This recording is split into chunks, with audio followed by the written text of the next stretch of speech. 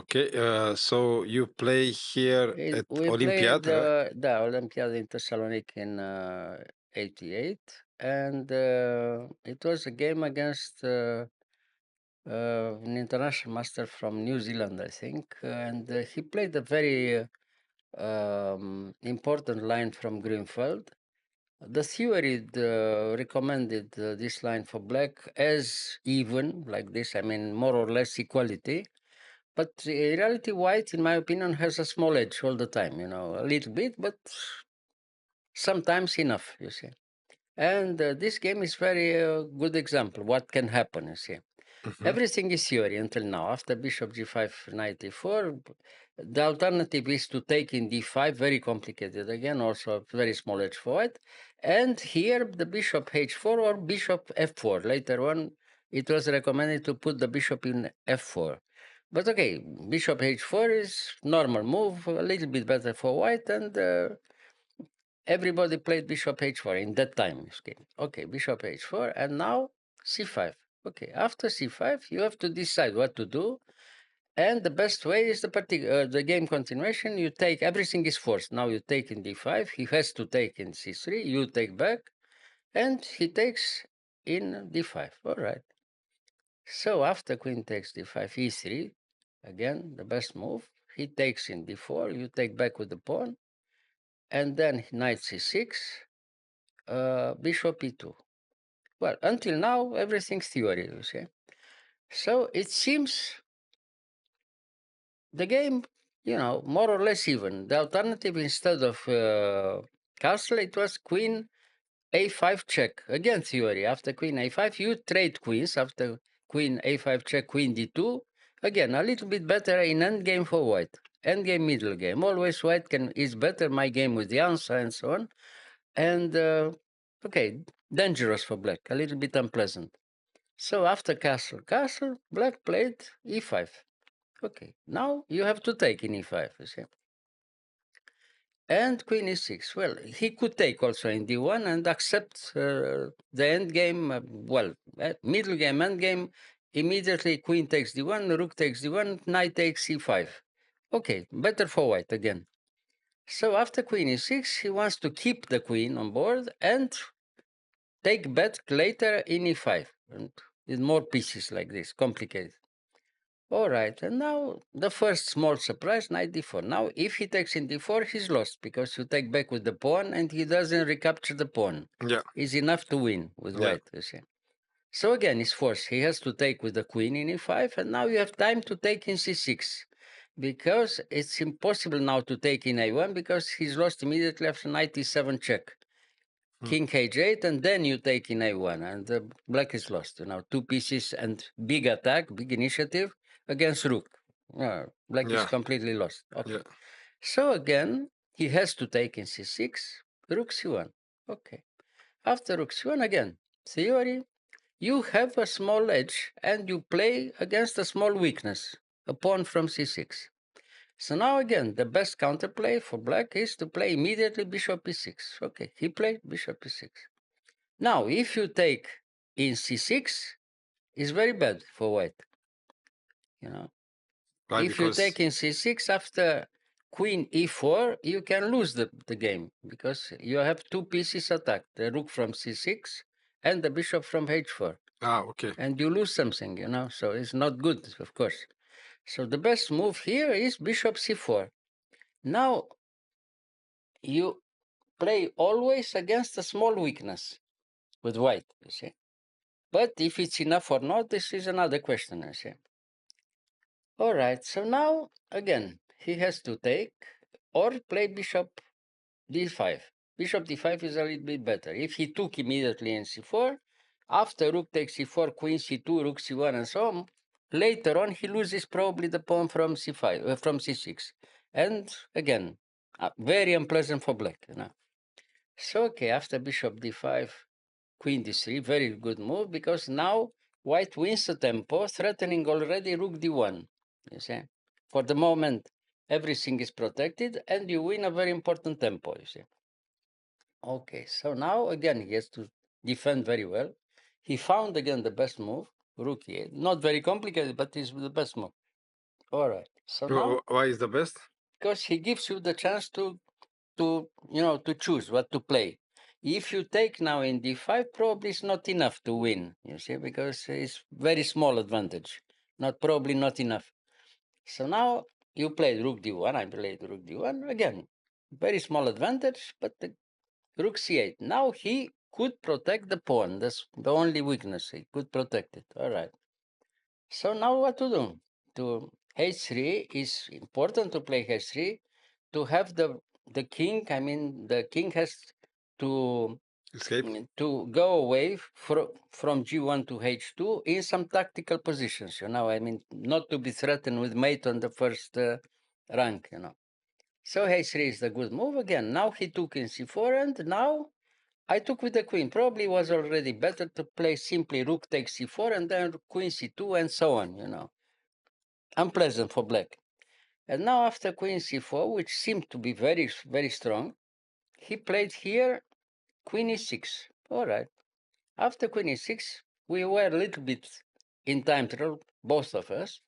Until now, everything was theory. I mean, human. I mean, the players did it. Not the computer, like in Today. our time. Yeah. And here you have to decide if you accept to play, of course, an end game where you are better, but the advantage is small. I mean, if you win this, is a small performance if you win such a position. If, if you Mm. look at this position, is more or It's less equal. even, Yeah. very, very small advantage for white, you see. So, okay, I took in e6, he took, and now rook d7. Okay, white is clearly better, but again, if it's enough or not, Mm. difficult to say, no? Okay, so now he was a little bit more in time trouble, a little less time to think. He played a6, he has to defend all the time. So now a very unpleasant move for black, bishop e7. Now the pawn wanted to come through c5. Now it's impossible to come to c5. He has to, if he wants to do something in time trouble, he has to accept to trade the bishop. Okay. And he tried, of course, bishop f8 to get rid of the bishop from e7. No? Yeah. And now we have such an endgame with four rooks, two rooks each, Yeah. which is very difficult to win, but is even more difficult to defend. You'll see. For black. For black, yes. And we have the good example here. What happens later on? Okay. Until now, he defended very well, but the game is still very unpleasant for black, you see, and very easy to play for white. Even if it's more or less even, but it's very easy to play for white, it's very difficult for black, because you have no counterplay at all. This is the problem. And the king is very bad on the eighth rank, you see, like this. Okay, he tries to get rid of this rook. Of course, you don't take in e7. And now after rook e6, probably the best defense was rook e6, but it's very unpleasant to play such an endgame with three weaknesses, you see, a6, c6, e6. So he played the other move, which it seems to be good enough, So rook if you was play. c7. He put the other rook in c7. But now you see the difference. The e7 comes to c7, I think he played, no? Yeah, just a second. Yes. Yeah. And we see the result. Now we have such an endgame here where black has a very passive play. I mean, he's very passive in this position. He has no good move. I mean, he has only to wait. And white can try to do something, all over the board. But it's very difficult because the advantage is very small, you see, even if you have such a good play. And okay, e4 is very good, very active.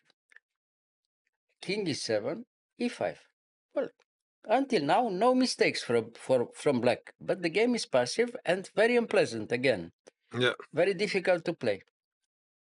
Okay, so rook b7, a4 gives no counterplay at all.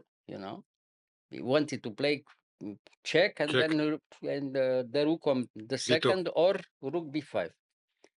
And okay, again check. Now king there. Yeah. And now again, what to do? Rook a1. I mean, he tries to have some counterplay, but it's too late. And now after rook f6, again, the weakness from f7 will be decisive. you see, Yeah. because the rook is too far. The rook in a1 has a small counterplay there, but the rook is on the other side that is much too far, you know.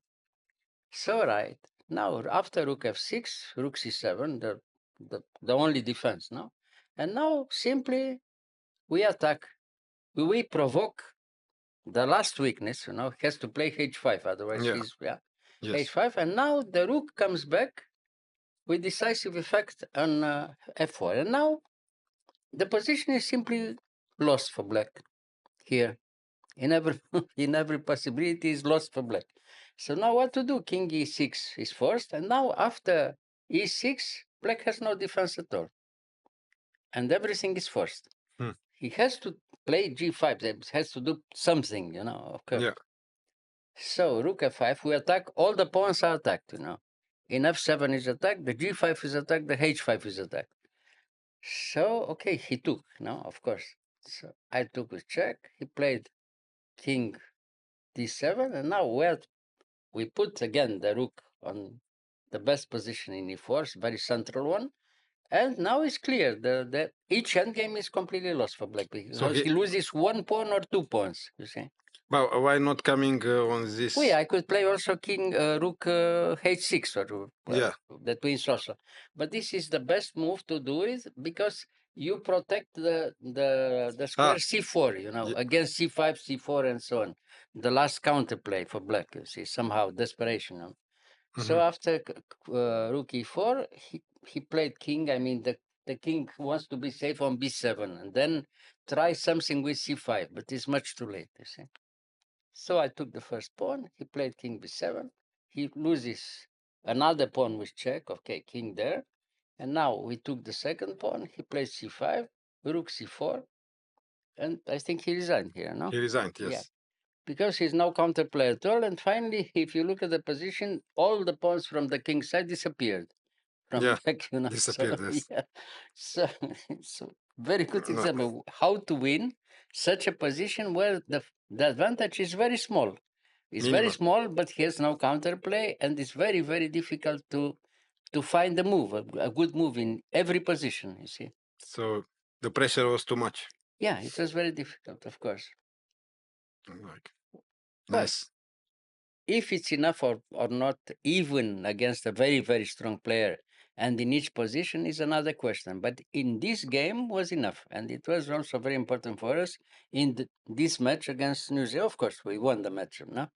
But the game is very instructive, in my opinion. So even if it's not very tactical, I mean, we didn't sacrifice a piece or something, but as an end game, it's most instructive. Yeah. True. Yeah. All right. Thank you, Mr. Gheorghiu. You are